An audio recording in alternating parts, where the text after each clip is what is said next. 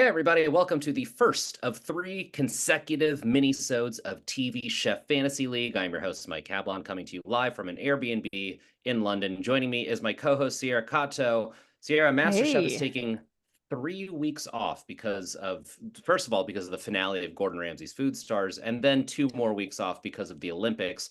Are you a fan of either of those things? Yeah, well, I can't say I'm a fan of Food Stars, though I know we've Wow. discussed that it is a show that he does. Have we It have we talked just about it? Because I could talk about it well, forever. off air we talked about it, I think. You Right. were describing how it's like kind of a Shark Tank meets MasterChef situation, Yeah, but the yeah. challenges aren't totally aligned. I don't know. What That's the was joy of it, your is that take? the challenges are that it's I would say it's close to The Apprentice. It's like Gordon Okay. Ramsay's going to invest in your food business, and to do that, you have to compete on this show. But all the challenges have nothing to do with running a business. It is truly set up to make you look so stupid. It's like, look at this Oh, dummy who can't run a food truck. It's like, yeah, because they're trying to sell, coasters or whatever, So it's just like it's right. the Yeah, most yeah. insane challenges in the world. It makes no sense. I do think season two is a vast improvement because they've got Lisa Vanderpump on this season, and it Oh, she is didn't start out on the no, original. yeah, Oh, okay. Then it's that's it's so big. much fun now. But yeah, so yeah, it's like it's borderline a hate watch for me. I like it, but Mhm. sometimes I'm like, these people are so, I don't want to say the people are dumb, but they're set up for such failure that it's like almost hard to watch. And I think Yeah. injecting it with a little Vanderpump magic was a big thumbs up from me.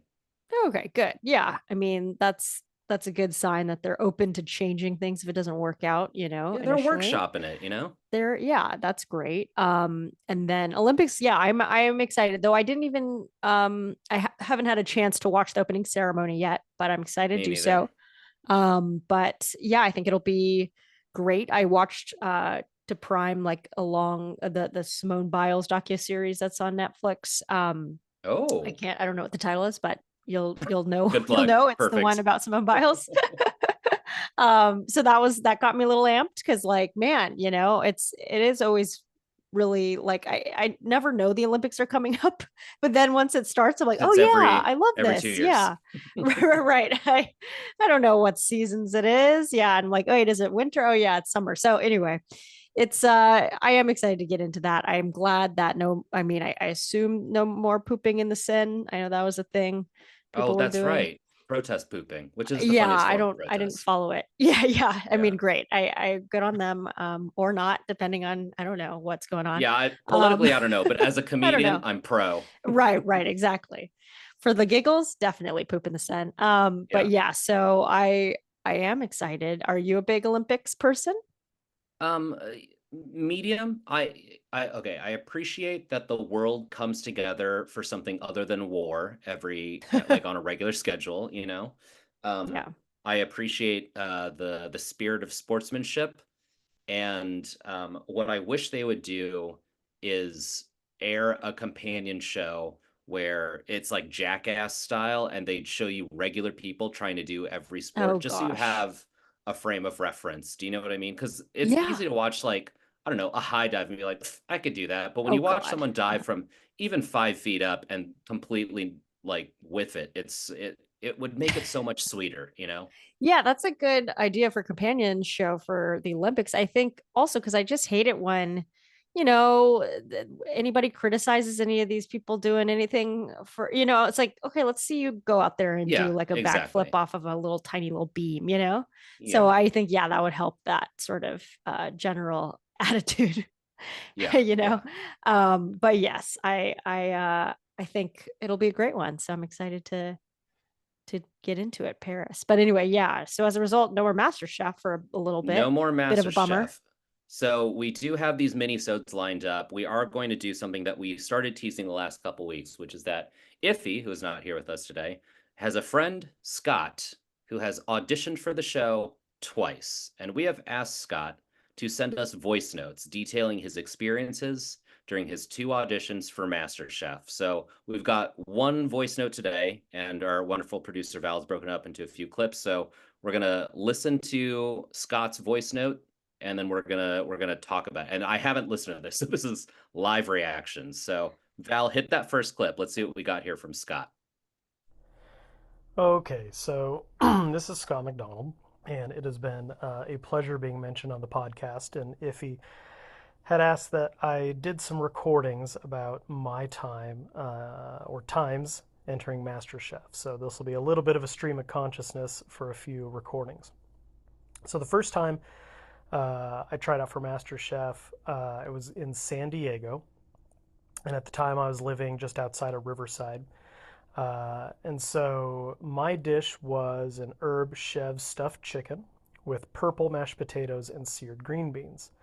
Um, the dish itself was something that I make at the time a lot. The purple mash was trying to be creative, not realizing that sometimes when those purple potatoes get boiled, they go gray. So it was not as appetizing as it could have been. But the weird thing is kind of like how you have to take your food with you. So for me, it was like an hour and 15 drive after you've cooked this thing. And then so it's sitting in a Tupperware, and those poor casting directors all have to cut into it and eat it and all that kind of stuff. You know, they ask you, what kind of cuisine do you cook? And you guys had said with my two things, they're like, oh, he cooks French. Well, I don't really think that I cook French food. I mean, French food tends to be roasts and sears and kind of meat and potatoes a lot of the time. But these were just two dishes that I really liked to cook. I cook everything. I cook comfort food. I cook based on cravings. I cook. Uh, that was the problem. Was me going into it being, you know, a fat white dude who basically cooks based on cravings and says, "Hey, well, I want to eat a really nice steak. Well, I'm going to cook a nice steak. Okay, well, I really want to eat a stir fry, so I'm going to cook a stir fry." So um, it's a really weird conversation to have because I felt that I wasn't able to go in and just say, "Hi, I'm Scott and I cook French," or "I cook Italian," or whatever. And they kind of talk you through like what are your strengths and weaknesses. But, you know, part of it's just sparking a conversation with casting because they're looking for a personality. There's a million people who apply that cook, but they're casting directors. They're looking for people who are going to be entertaining TV. Wow. Okay. I have so many thoughts here. The Sierra, do you have initial thoughts where we just dive in? I wrote so many notes during that. Oh well. Oh, I mean, no, you're welcome to start. I'll chime in. Okay. My first thing is this won't make sense to people outside of California, but he was like the auditions in San Diego, and at the time I lived just outside of Riverside. That's very far. Right, right. Yeah, I kind of I kind of at first was thinking like, oh, is it because he's closer to San Diego now? Or like, is there some sort of, Yeah. yeah, I wasn't really sure what the reference was there. I how far are people driving? I mean, I guess I know like the American Idol model where it's like we went to Chicago and Detroit and all these cities to find the best talent in America. And it's like, how many stops are these casting directors doing? Oh, You know what yeah. I mean? Like who's is anyone driving from like Phoenix, Arizona over to San Diego? You know what I mean? What's the furthest someone had to drive in to Oh audition for the show? gosh. And he mentioned that you bring your own food, which I guess logistically makes sense insofar as like they don't want to set up cooking stations for everyone, but that's not that's not an ideal situation for anyone. No, I mean, yeah, there's always the even ordering, takeout, right? We learned how different Mm-hmm. things can Mm-hmm. be, even like 30 minutes travel or something. So that is tough. And also such a safety hazard. Like, That's it's already tremendous. Yeah. such a risk. You don't know these people, who knows what people are considering to be cleanliness and everything, and then let alone put them in a Tupperware and drive through the desert. But Yeah, if like, yeah, you I don't I was gonna say if you undercook a steak, like just because you're a bad cook, you've got a raw steak, and then it sits in your car for 2 hours. I'm not going anywhere near know. that. Oh my God. Yeah. And then, what about temperature of like how these things want to be served if you want it to be hot? Like, do they have a microwave Mm-hmm. there you can zap it Oh again? God. Or, that seems pretty unwieldy. And then, but yeah, that is interesting. I didn't even consider the fact that they might be shopping around to different cities. So maybe you really can drive whenever, like if you really want this. I think because American Idol, of course, is like maybe more desired as far as like Yeah. stardom. So that makes Yeah. sense. People, would drive in for really far if they try multiple cities if they didn't hit the one city or whatever. Like, I don't know if that was allowed, but Follow them on tour, yeah, like yeah. audition in Hey, Detroit and then next audition chance. Chicago. Yeah, yeah. You're gonna love me in Michigan instead. And then yeah, I think like there is something to yeah, you could get somebody who really, really wants it. And it's like, the closest place you're coming is 3 hours away. Time to like Yeah. put a cooler in the trunk. But yeah, it seems like the worst. Again, yeah, like you're saying, I don't know how else they would do it because you're not going to set up a kitchen and have like thousands of Right. people cook. So Right. Yeah. Okay. The other thing I want to talk about is Scott's image issue here. Because he called us out. He called us out for saying that he should have said he it's cooks not French food. French. How dare you? And I get what he's saying, but it's like, Scott, buddy, I'm just gonna talk straight to you here. Everyone cooks everything. There aren't that many home cooks in America who are like, well, I only cook this one thing. It's like, Gordon Ramsay cooks a really good like Vietnamese pho. He's talked about it, but like that's not what he says he cooks because he's British. So it's just like you gotta Like pick a a narrative. branding. Yeah, Sure, sure. exactly. And it's Yeah, and I not think always a that he cuisine. acknowledged. Oh, sorry, go ahead. Oh, sorry. Well, just that I think he'd acknowledged that like he didn't realize that that's what they were going for. You're just going in being like, oh, Yes. okay, look, I can cook well. Like I'm actually Right. over a threshold of being able to be a good home cook. And then Mhm. realizing, oh shit, right, I forgot television. Yeah. And I'm then hoping that crafting when we that is hear hard. Mhm. I'm hoping that when we hear the voice note for his second audition, that he will have taken Right. his own note there. Um, Definitely. I was gonna say I feel like it's not even always cuisine because some people are like, oh, I'm from Portland, so I cook with like local fresh seasonal ingredients 'cause that's what we have there. And then my immediate thought after that was, well, I guess there isn't really a cuisine to Riverside. I've stayed in Riverside. There's not a lot culinarily going on in Hmm. Riverside. Definitely, yeah, I can't pinpoint anything in particular, but yes, I mean even like gigs, in the current season, it's like, okay, he's like health food, you could kind of Right, make right. that narrative, whatever, if it's not a specific like heritage that you choose to cook or Yeah. whatever. But I feel like there's been, yeah. because Scott said that he's a fat white guy, and I feel like there's been more than a few contestants who've been like, like I'm 23, I cooked in the dorms for everyone, so it's like I cook bro food. Like that's an okay narrative too. You know what I mean? Like I think Oh, there right. is a way to spin like, Budget or yeah, yeah, yeah, exactly, yeah. creativity. There is like a TikTok account that comes up for me. I don't think I follow them, but it's I don't know if anyone or you have come across this. It's like a person cooking in their dorm room and they have like a hot plate and and Yes, it'll be something like beef Wellington or like yes, lobster thermidor. And it's like, yeah, it's really funny. And then they're like watching Netflix at the same time too. And it's like in yeah. bed and it's just the grossest thing ever. Or oh wait, there's also another one. Sorry.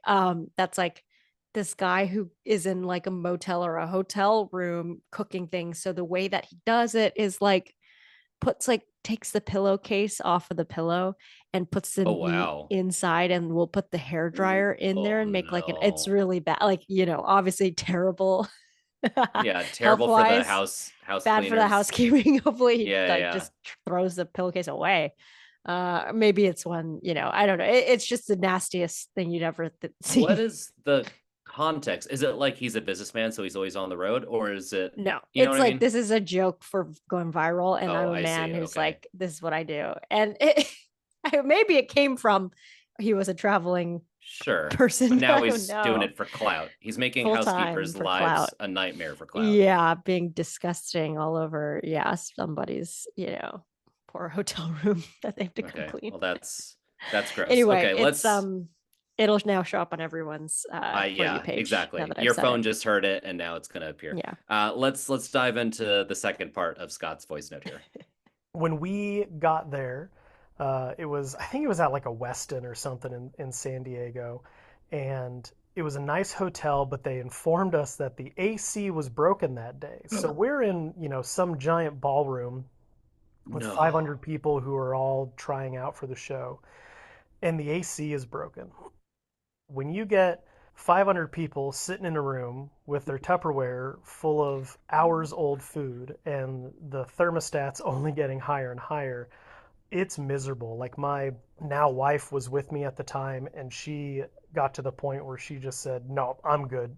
Peace out. Like I'm leaving. I'm going for a walk." And she disappeared for probably a good hour, hour and a half because she couldn't take it in that room. And it's one of those things where a lot of people come and are like, "Well, this is my famous family dish." And I distinctly remember there was a guy in front of me who was sitting there with his Tupperware and he kind of leans in and he's just like, "This is my uncle's famous smoked fish dip."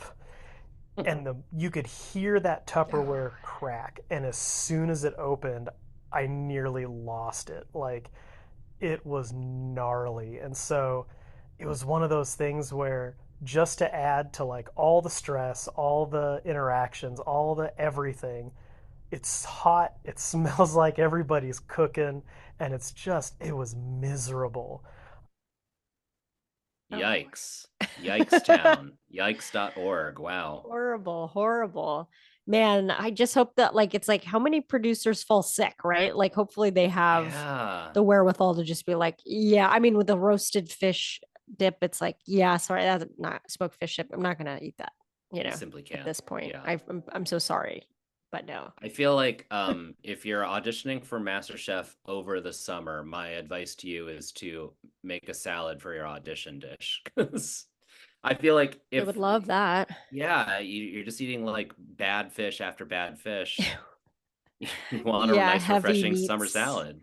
Yeah. Yeah, yeah. And then don't bring, don't add the dressing till you're like ready to Mm-hmm. Mm-hmm. hit the table or whatever. I so the first thing that popped in my head is I experienced this today. I was just telling you before we started recording because I'm in London and we're show business people, my girlfriend and I, so we're seeing a bunch of West End shows. And what I've discovered is I think a lot of the West End theaters here in London don't have air conditioning because they're just like ancient buildings. Yeah.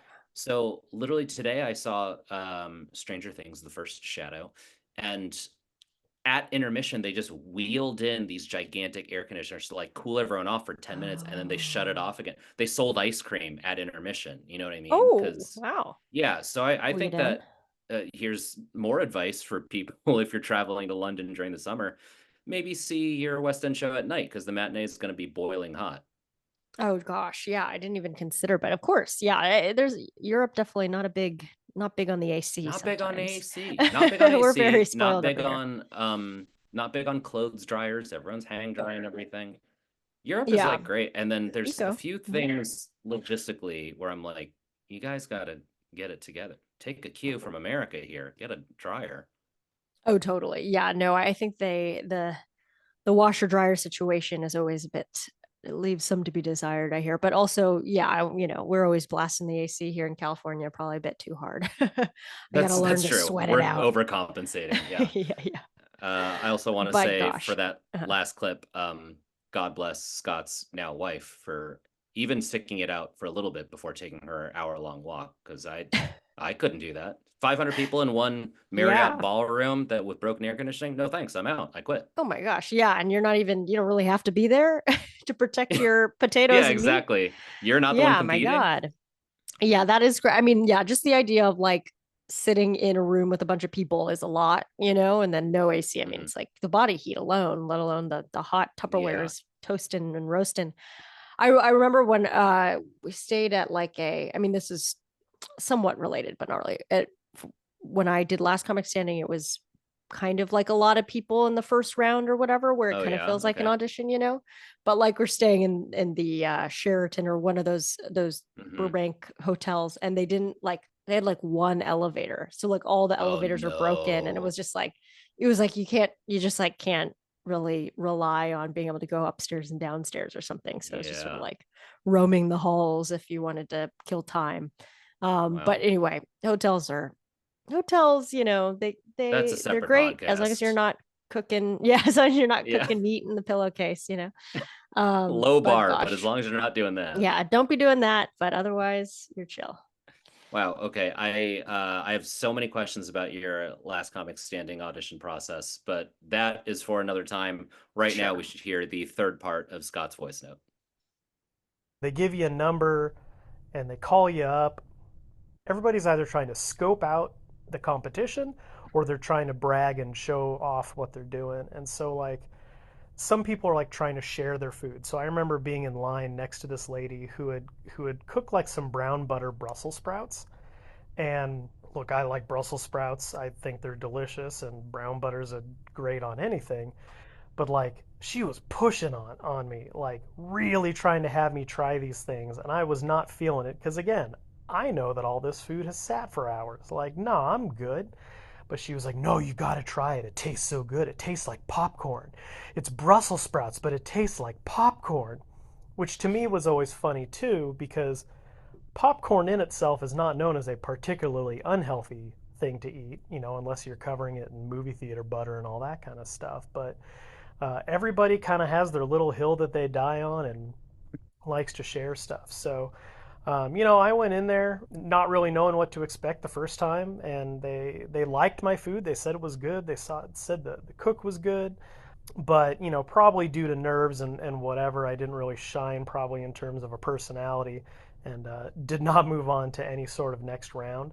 They go around, you do your final prep, they look at your plating, how you've done the whole thing, and then you kind of stand around. They say, all right, thanks everybody for coming. Here's who we want to stick around. And Scott was not one of the names called that time. So yeah, that was the first time that I did a MasterChef audition. And I'll make another recording here with try number 2. Okay. The interesting thing to me that popped out there, and I'm so glad he mentioned it, is that there's a plating process. Because this whole time I was picturing someone literally bringing their like 1,000-year-old IKEA Tupperware and just opening it and showing it to judges like, here, I hope you think this looks good. But the fact that there's Right. like last minute prep, put it on a plate, make it look nice, that makes a lot more sense to me. Sure. Yeah. So maybe people can bring components and then combine them at the last minute if it's Hmm. gonna get soggy or whatever. Like Yeah. that's a little, and then it takes some prep, but and some knowledge, but that's a little better. Hmm. But gosh, I mean, still like I don't think the smoked fish dip is like getting any better between the Tupperware and the plating, Yeah, what is that replating process like? You just put it in a in slightly a different bowl. Yeah. bowl? Yeah. Put some chips. Yikes. I don't know. Smoked But fish yeah, dip guy. gosh. But the Oof. Brussels sprouts, I mean, yeah, that why would also it's like interesting thinking like, oh, are people bringing like a large amount so they like want to share and then Oh what do they don't you yeah. want to not like let the Yeah, competition you'd want to know save how it. you're Yeah. good? Yeah, and then yeah, what if you give away too much and then the judges only have like a little bite? Seems risky, but I guess she It was very seems proud.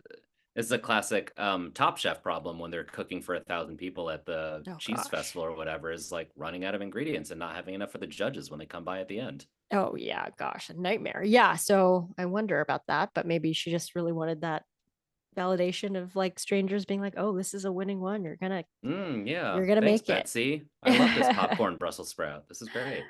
It is funny thinking. Well, I'm sure like what she means is buttered popcorn, right? Like brown butter, Sure. like because when he was saying, "Oh, it's not unhealthy," but it's like, "Oh, but probably she's saying like intense, like buttered popcorn is what it tastes Yeah. like." So that's Yeah, unhealthy. which I feel like that's up there with, how sometimes people are like, cauliflower rice is a lot like real rice, and I'm like, have you had real rice? It's not even close.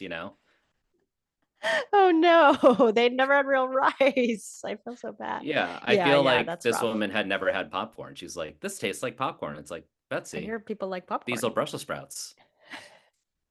Right. It's like, is it just the butter part? Because you could just say it tastes like butter because that is brown butter That's Brussels okay. sprouts. So Butter that's is a also fine fine. sell. Yeah. But yeah, yeah. I mean, like popcorn, yeah, part of like most of it is the texture, I'd imagine. That's not going to come through on the Brussels sprouts. But Yeah. haven't tried it myself. Wasn't offered it. We weren't But there. We were I not in guess that not. If we on had, air conditioned Marriott. it would have been pushed on us. Yeah, Yeah. goodness. But yes, interesting. So plating and then yeah, I guess that's cool that they announce it right then and there. So you're not, you know, Waiting around even wondering. longer. Yeah, it Mhm. seems like an efficient process. After 14 seasons, they've got the audition process down. It's just everyone has accepted that the necessary evil you have to take is driving in your own food from 2 hours away. Sure. And then okay, and I wonder now because I don't know how many. Do we know how long ago this was? Like within the last 10 We or 5 don't, years? I don't think. If he might have that information, we'll find out next week when he's back with us. I think the only reason I bring that up is because I think now, like, I wonder with casting of unscripted stuff, and I was listening to the current Bachelorette talk about like her Hmm. casting for The Bachelor, and a lot of that is now like looking on social media, casting directors like reaching out to people who Right. they think would be a good candidate, and then like sitting down for an interview. And so I wonder if it would be easier rather than these open calls for them to go on TikTok and find that, you Right, know, to especially for the scout. Gen Zs, be like, hey, we really, you know, urge you to Yeah. try out. And then it's a little less insane as like gathering a bunch of people in the ballroom, though less democratic. And then I think also if you're trying to go for, you know, like these generations, you know, if they're going to look for Yeah. boomers, maybe they're not Yeah. online as much, so it's harder. But yeah, I wonder how Yeah, much is some of yeah. the current MasterChef contestants, if you poke around their social media profiles, you can tell who just created one for the show. You know what I mean? Oh, cool. Like Right. a lot of the boomers, it's like they have 2 posts and like 14 followers, and it's like, well, that's because they didn't have social media prior to enrolling on MasterChef. Right, right. Yeah, it's like just like them with their kid or something, and then it's like a MasterChef logo. Yeah, And it's like, exactly. okay. It's exactly what I want out of them. Figured it out. All right, any last thoughts before we wrap it up? I think like, yeah, I'm excited to hear about his second audition. I think it's totally exactly what he's saying. Like at the end of the day, it is casting. So it's like fun hearing that, yeah, maybe Hmm. coming in with like a story that fits your cuisine, whether that's, Yeah. you know, a specific background or like just what your mission is. I'm the guy who, yeah, cooks on a budget or does the health food or does the, yeah, like I think that is clear that they are looking for that. So it's good to get that confirmation. But God, I mean, I think he probably just also in that particular round totally lost out because of the fact that it was just hot and miserable. Like I wonder if anybody, you Yeah. know, made it all the way from that time. Is such a specific like Oh horrible yeah. events circulating. I mean, people made it through, but I wonder if any actually made it through to the end, if they were able to get a good gauge of who's actually a good chef, Yeah. or if they missed out on a lot of good talent because people were sweating. Okay, yeah, this goes hand in hand with the question of when was this audition is Scott, if he doesn't already have this information, I'm curious if anyone who was in that ballroom or at your second audition ever made it onto the show and if you Yeah. had any interaction with them. Yeah. Did he see any of them? Did Brussels sprouts lady make it through? Did she We win? don't know. It could have been Rebecca. We don't know. Yeah, yeah, right, right, right. She's gonna bring out her popcorn Brussels sprouts in the next episode. All right, folks, we will be back next week with another one of these mini-sodes. Hopefully, if you will be able to join us. Before we go, if you like the show, remember you can head to MaximumFun.org/join to support us directly. And if you want to get in touch with us, you can send us an email at chef@MaximumFun.org or DM us on Instagram at TV Chef Fantasy League. If you've also auditioned for the show, if you've been on the show, send us a voice note. We've got some weeks to kill here, thanks to something called the Olympics, whatever that is. Okay. TP Chef Fantasy League is a Maximum Fun production. Our producer is Valerie Moffat. Our theme song is by Dylan Van Auken. Follow us on Instagram and YouTube at TV Chef Fantasy League.